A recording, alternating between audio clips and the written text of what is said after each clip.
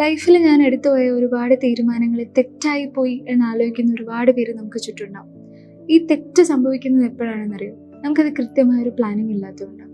ഒരുപക്ഷെ നമ്മൾ പ്ലാനിങ്ങോടുകൂടെ ചെയ്താലും ആ തെറ്റ് പോകാറുണ്ട്, സ്വാഭാവികമാണ്. പക്ഷേ ആ തെറ്റിനെ ശരിയാക്കാനുള്ള ഒരുപാട് ഓപ്പർച്യൂണിറ്റീസ് നമുക്ക് ചുറ്റുമുണ്ട്. ഉദാഹരണത്തിന്, ഒരാളൊരു ബിസിനസ് പുതിയതായി സ്റ്റാർട്ട് ചെയ്തു. ഒരുപക്ഷെ അയാൾ വിചാരിച്ചത്ര ആ ഒരു പ്രൊഡക്ടിവിറ്റി അതിനകത്ത് കൊണ്ടുവരാൻ പറ്റിയിട്ടില്ലെങ്കിൽ അയാൾ ഒരുപക്ഷെ അത് നിർത്തുമായിരിക്കും.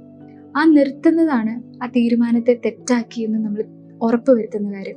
പക്ഷേ അതിലെന്തൊക്കെ പ്രശ്നങ്ങളാണ് എനിക്ക് സംഭവിച്ചത്, അതിലെന്തൊക്കെ കാര്യങ്ങൾ എനിക്ക് തിരുത്താൻ പറ്റും, എന്തൊക്കെ റിനോവേഷൻസ് എനിക്ക് കൊണ്ടുവരാൻ പറ്റും, എന്തൊക്കെ ഇന്നോവേഷൻസ് എനിക്ക് കൊണ്ടുവരാൻ പറ്റും എന്ന് തീരുമാനിക്കുകയും മനസ്സിലാക്കുകയും അതിനകത്ത് ആക്ഷൻസ് എടുക്കുന്ന സമയത്താണ് നമ്മൾ പലപ്പോഴും തെറ്റായി പോയി എന്ന് പറഞ്ഞ തീരുമാനങ്ങളെ ശരിയാക്കാൻ പറ്റുന്നത്. നമ്മൾ പലപ്പോഴും ഒരൊറ്റ കാര്യത്തിൽ മാത്രം ഫോക്കസ് ചെയ്ത് നമുക്ക് ചുറ്റുള്ള ഒരുപാട് ഓപ്പർച്യൂണിറ്റീസിനെ നമ്മൾ മിസ് ചെയ്യാറുണ്ട്.